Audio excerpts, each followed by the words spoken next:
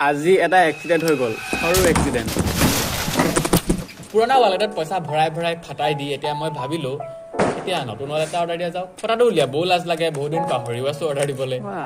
পইচা নাথাকে বাৰু, তথাপিও সেইদিনা দেৱালী থকা নাছিল জানো? মই ভাবিলো কি মই চাইকেল লৈ অলপ ফুৰি আহোঁগে। চবকে ফোন কৰিলো, কোনো নাযায়। মই বোলো যা অকলে যাওঁ, জোচ মানে। তাৰ পিছত এয়া হবলৈ বাকী আছিল। গৈ পানি আন্ধাৰ ৰাস্তাটোত মই মানুহ এটাক খুন্দা মাৰি দিলোগে। অলপ দুখ পালো বাৰু, ইমান বেছি নহয়, ভাল পাইছো এতিয়া। সেইদিনা আকৌ কফি খাম বুলি গাখীৰ আৰু কফি আনি থৈছিলো, মানে কফিটো বাৰু থাকেই, গাখীৰ আনি থৈছিলো। তাৰ পাছত আকৌ সেয়াহে হ'ল। সেইকাৰণে সেইদিনা কফি খোৱা নহল।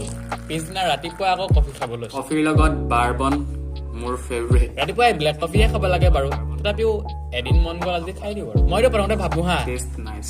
ৰাতিপুৱা মিল্ক কফি খাব নালাগে, কিন্তু আকৌ পিছত মনলৈ এনেকুৱা আহে হ'ব দে এদিন খালে একো নহয়, এনেকুৱাও হয়। ৰাতিপুৱাৰে গাখীৰ অলপ আছিল, গধূলি আকৌ চাহ একাপ লাগে দিয়কচোন। গাখীৰ চাহ হলে বেছি ভাল হয় আৰু। মই পুৰা গাখীৰ চাহ খাবলৈ পুৰা গাখীৰ চাখীৰ আদি চাহপাত তাপাত দি ৰেডি। এতিয়া মোৰ ওচৰত চাকনি নাই।